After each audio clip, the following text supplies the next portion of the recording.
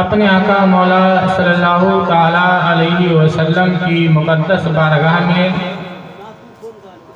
दरूद व सलाम का नजराना पेश करें और पढ़े बाबा से बुलंद अल्लाहुम्मा सल्ली अला सय्यदना शफीअना हबीबना कुलूबना बारिक वसल्लिम सल्लु अलैहि सलातन व सलामन अलैका या रसूलल्लाह सल्लल्लाहु ताला अलैहि वसल्लम। और आज की इस महफिल पाक में देखिए हमारे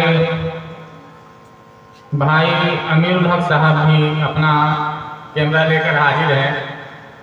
कभी कभी मौका मिलता है। बहरहाल बाहर से आने वाले बेहतरीन खतीब की खिताबत भी आपको समाअत करनी है। मुख्तसर से वक्त में ये नाचीज़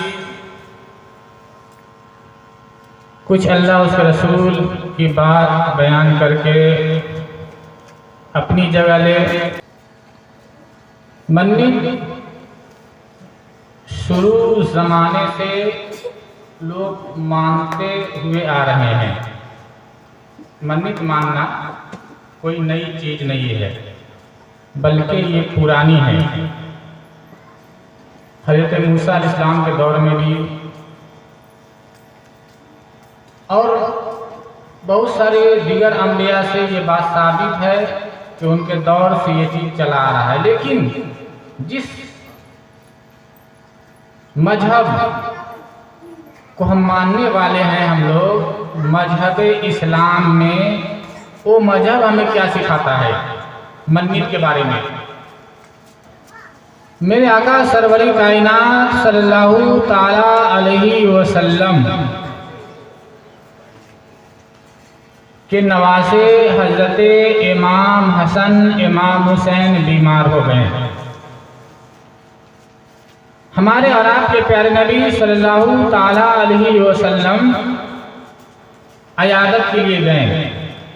वो नबी जो अपने नवासा से बेइंतहा मोहब्बत करते थे, जब नबी हजरत फातिमा ज़हरा के घर से करीब से गुजर रहे थे, हुसैन की रोने की आवाज़ आती है। मेरे आका रुक जाते हैं, फातिमा तुझे मालूम नहीं, बेटी मालूम नहीं। जब हुसैन रोते हैं तो नबी बेकरार हो जाते हैं। हुसैन को रोने पर मेरे आका को बहुत तकलीफ होती थी।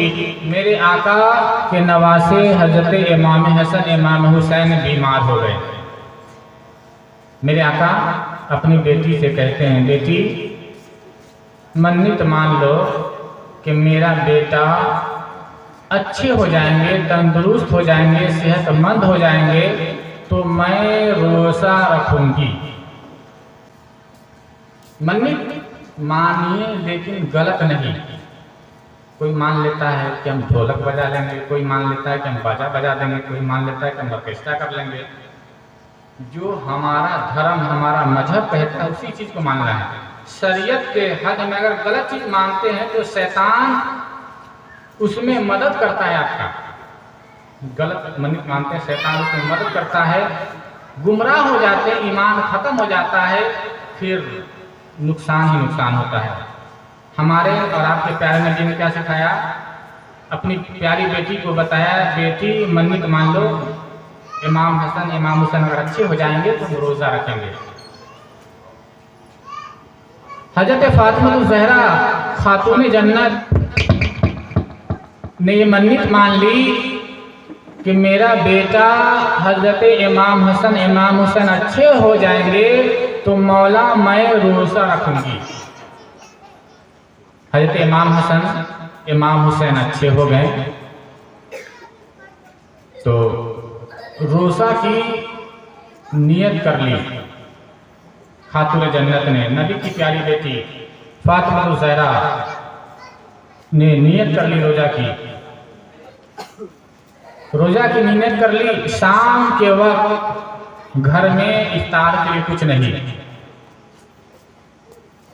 किसी से जो कर्ज लेकर इफ्तारी के लिए पीस कर रखा, साथ में आपकी कनीज फिजा भी है, मौला अली भी है।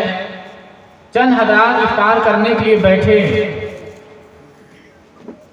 दरवाजे पे साहिब ने सदा दिया, अल्लाह के वास्ते मुझे कुछ खाना खिला दिया जाए, मैं एक यतीम हूँ। हज़रत फ़ातिमा ज़हरा मौला अली ने और हज़रत फ़िज़्ज़ा ने उस इफ्तारी को जो दूसरे से लिया था कर्ज, उस इफ्तारी को उस यतीम के हवाले कर देती है और खुद पानी पी कर रोज़ा खोल लेती है। आज की माँ बहनें अगर होती तो झाड़ू लेकर पहले दौड़ाते, ये मेरा खाने के लिए है, नहीं अब तुम चलाया। नबी की प्यारी बेटी पानी से रोज़ा खोलती है, इफ्तार करती है और उस खाने को साहिल के हवाले कर देती है, फिर दूसरे दिन रोज़ा की नियत कर लेती है। फिर शाम के वक्त कहीं से कुछ लेकर इफ्तारी के लिए रखती है।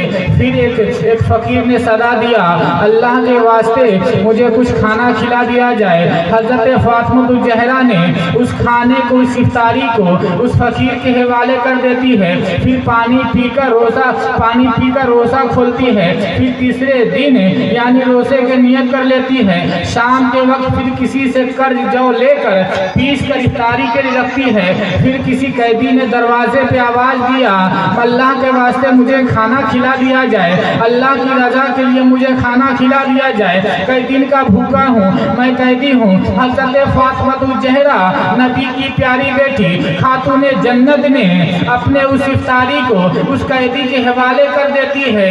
3 दिन का फाका है, पानी पी कर रोज़ा रख रही है, रोज़ा खोल रही है। मेरे और आपके नबी सल्लल्लाहु ताला अलैहि वसल्लम के प्यारे दामाद हज़रत अली मौला अली यानी अपने बेटा और बेटी को अपने बेटा को लेते हैं। हज़रत इमाम हसन इमाम हुसैन को लेते हैं और नबी की बारगाह में पहुंचते हैं। जब मेरे आका अपने नवासे की हालत देखते हैं, पूछते हैं अली या हज़रत इमाम हसन इमाम हुसैन को खाना नहीं देते?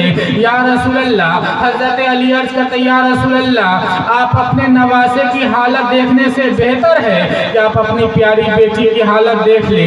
मेरे आका सरवरी कायनात सल्लल्लाहु ताला अलैहि वसल्लम अपनी प्यारी बेटी के घर तशरीफ लाते हैं। देखते क्या है कि हज़रत फ़ातिमा ज़हरा हालत नमाज में है, बदन लरज रहा है, पाँव काँप रहा है, जिस्म से कमजोरी साफ जाहिर हो रही है। जब ये हालत अपनी प्यारी बेटी को, अल्लाह के महबूब जब अपनी प्यारी बेटी की ये हालत देखते हैं, आंखों से आंसू जारी हो जाता है। जब नबी के आंखों में आंसू आ जाए, कभी भी रब गवारा नहीं कर सकता कि मेरे महबूब की आंखों में आंसू आ जाए। फौरन सिदरा के मकी जिब्रील अमीन तशरीफ लाते हैं और अर्ज करते, या रसूल अल्लाह सल्लल्लाहु ताला अलैहि वसल्लम, आपके दर का जो भिखारी था, जो यतीम आया था, जो साइल आया था, जो फकीर आया था, वो मदीने का कोई यतीम नहीं था, मदीने का कोई फकीर नहीं था, मदीने का कोई साइल नहीं था, बल्कि सिदरा के अमी सिदरा के मकी जिब्रील अमी आपके बेटी के दर पे कभी फकीर बनकर आया था, कभी यतीम बनकर आया था, कभी साइल बनकर आया था। आपके बेटी का इम्तहान लेने के लिए आपका बेटी इम्तहान में कामयाब हो गई, अल्लाह राजी हो गया।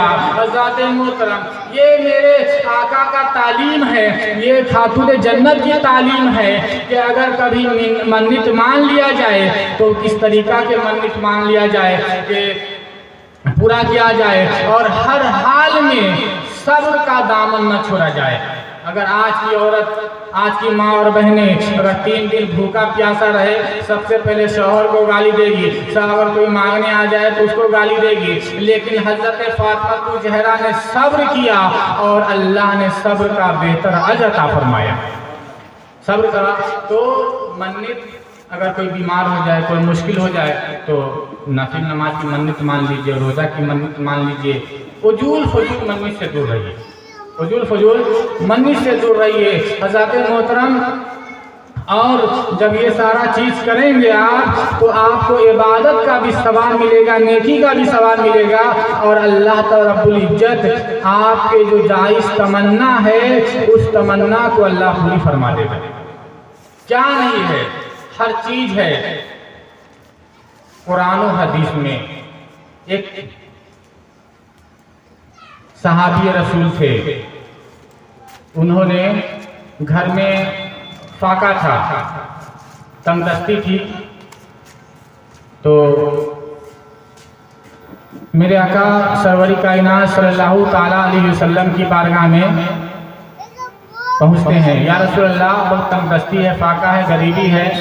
मेरे आका फरमाते हैं नमाज हाजत पढ़ो 2 रकात, अल्लाह से दुआ करो, अल्लाह मदद फरमाएगा। सहाबी रसूल ने 2 रकात नमाज पढ़ी।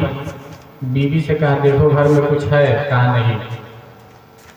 तो सहाबी रसूल ने ये नहीं कहा कि ये गलत है। आज लोग नमाज पढ़ते हैं 2 दिन, रोज़ा रख लिए और सोचते हैं मेरा काम नहीं हुआ।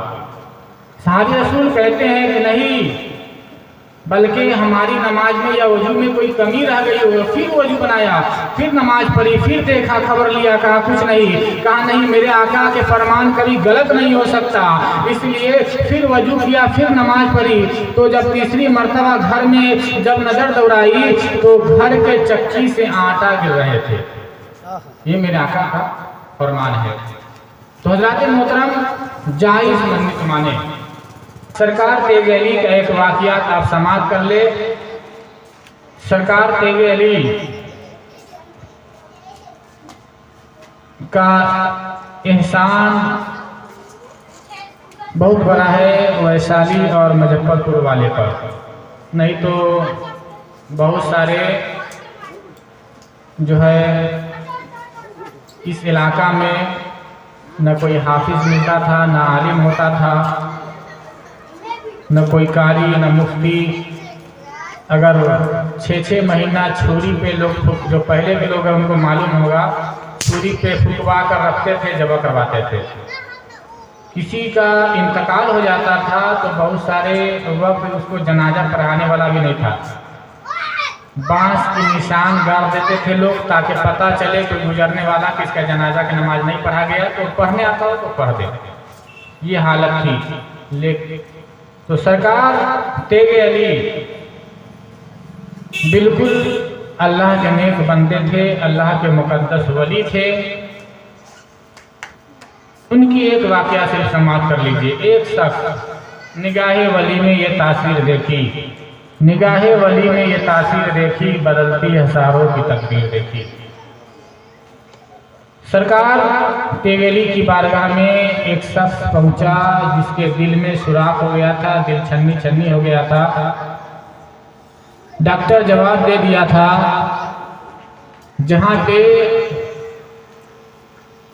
डॉक्टर की डॉक्टरियत खत्म हो जाती है वहां से दुआ काम आता है। दुआ और सदका मुकद्दर इंसान को बदल देता है। लोग न दुआ करते हैं और न ही सदका करना चाहते हैं। दुआ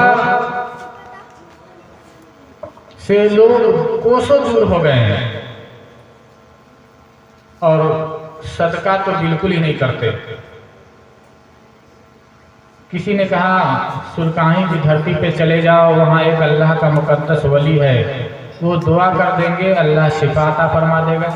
वो शख्स आता है सुरकाही की धरती पे, दादा सरकार तेगेली की बारगाह में, हुजूर वाला मैं बीमार हूँ। डॉक्टर ने जवाब दे दिया दिल में सुराख है, दिल छन्नी छन्नी हो गया है, आप दुआ फरमा दे ताकि अल्लाह शिफा अता फरमा दे। दादा सरकार तेगेली ने कहा ठीक है जाओ, मेरी डेगची जो चाय वो बनती थी या कुछ बनता था उसको धो कर ले आओ, साफ करके ले आओ।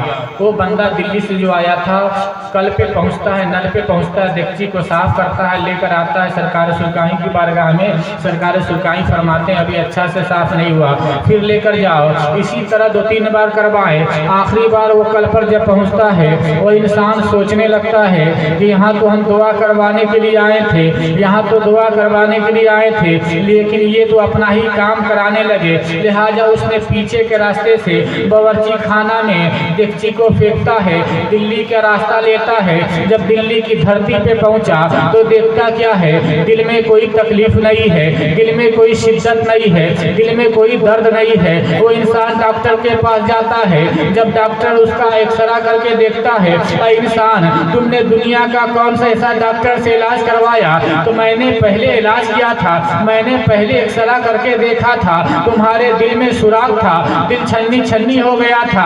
आखिर कौन ऐसा डॉक्टर से तुमने इलाज कराया जो बिल्कुल तुम्हारा दिल बिल्कुल ठीक हो गया था? कोई डॉक्टर उस बीमारी को ठीक नहीं कर सकता था, लेकिन कौन ऐसा दुनिया का माहिर तबीब डॉक्टर ठीक कर गया है। लिहाजा वह इंसान के दिल में खटका और सोचने लगा, नहीं नहीं, बल्कि सुरकाही की धरती पे सरकारे सुरकाही की बारगाह में जो सरकारे सुरकाही देगची साफ करवा रहे थे, वो देगची साफ नहीं करवा रहे थे, बल्कि मेरे दिल की बीमारी को दूर फरमा रहे थे। उल्टे ही चाल चलते हैं दीवाने गाने इश्क, आंखों को बंद करते हैं दीदार के लिए। उल्टे ही चाल चलते हैं दीवाने गाने इश्क, आंखों को बंद करते हैं दीदार के लिए। लोग सोचते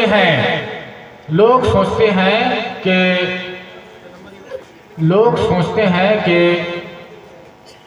दुआ कर दीजिए, दुआ कर दीजिए। दुआ कराया नहीं जाता, दुआ लिया जाता है।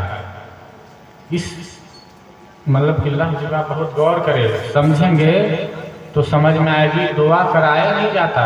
हमको कहिए किसी को हाँ दुआ कर दीजिए तो वो भी दुआ कर देगा, लेकिन दुआ कराना और है, दुआ लेना और है। आप अल्लाह वाले के नेक लोगों की इतना खिदमत करे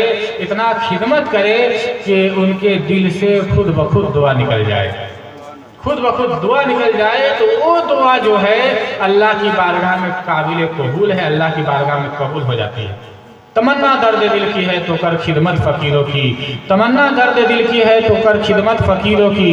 नहीं मिलता ये गौहर बादशाहों के खसीने में, नहीं मिलता ये गौहर बादशाहों के खसीने में। तो हज़रात मोहतरम, दुआ भी कराना चाहिए। तो जो नेक लोग हैं, अल्लाह वाले हैं, लोग मुरीद हो जाते हैं, पीर साहब से डरते रहते हैं कहीं पीर साहब बद्दुआ ना कर दे। मुरीद को कहा कि वो साइकिल भेज दीजिए, वो टायर भेज दीजिए, मोबाइल भेज दीजिए। अब मुरीद जो है कर्जा लेकर इधर उधर करके पीर साहब को कहीं पीर साहब बद्दुआ ना कर दे। डरे नहीं, घबराए नहीं, ऐसे पीर की बद्दुआ आपको लगने वाली नहीं है। जिस पीर के दिल में दुनिया की मोहब्बत हो, जिस पीर अल्लाह वाले तो वो होते हैं जो दुनिया की मोहब्बत नहीं होती उनके दिल में। अगर मोहब्बत होती है तो सिर्फ अल्लाह उसके रसूल की मोहब्बत होती है। सुना है रहते आका फ़कत मदीने में, अरे गलत सुना है, वो तो रहते हम मोमिनों के सीने में। अल्लाह रब्बुल इज्जत की बारगाह में दुआ है कि मौला हम लोगों को, मुझको बोलने में, आपको सुनने में कहीं इंसान है हो जाती है, ज़बरदस्त भूल चूक हो जाती है। अगर भूल चूक हो गई है तो इस्तग़फ़ार पढ़ ले। और लोग इस्तग़फ़ार पढ़ने को बहुत, एक जगह थे, एक देवबंदी अकीदा के लोग था, कहा कि बहुत मौलाना सुन्नी लोग गलत बोलते हैं, बाद में अस्तग़फ़िरुल्लाह पढ़ ही लेते हैं। हमने यहाँ सुनिए, अस्तग़फ़िरुल्लाह सिर्फ गलती पर नहीं पढ़ा जाता है। अस्तग़फ़िरुल्लाह का अगर फजीलत आपको मालूम हो जाए तो हर काम छोड़कर आप 24 घंटा अस्तग़फ़िरुल्लाह पढ़िएगा। अस्तग़फ़िरुल्लाह पढ़ने से अल्लाह माल अता फरमाता है, इस्तग़फ़ार करने से अल्लाह औलाद अता फरमाता है, इस्तग़फ़ार करने से अल्लाह ज़मीन अता फर देता है, इस्तग़फ़ार करने से बहुत कुछ हासिल होता है। तो हम लोग इस्तग़फ़ार पढ़ ले, अस्तग़फ़िरुल्लाह रब्बी मिन कुल्लि ज़ंबी व अतूबु इलैहि ला इलाहा इल्लल्लाहु मुहम्मदुर रसूलुल्लाह सल्लल्लाहु अलैहि वसल्लम।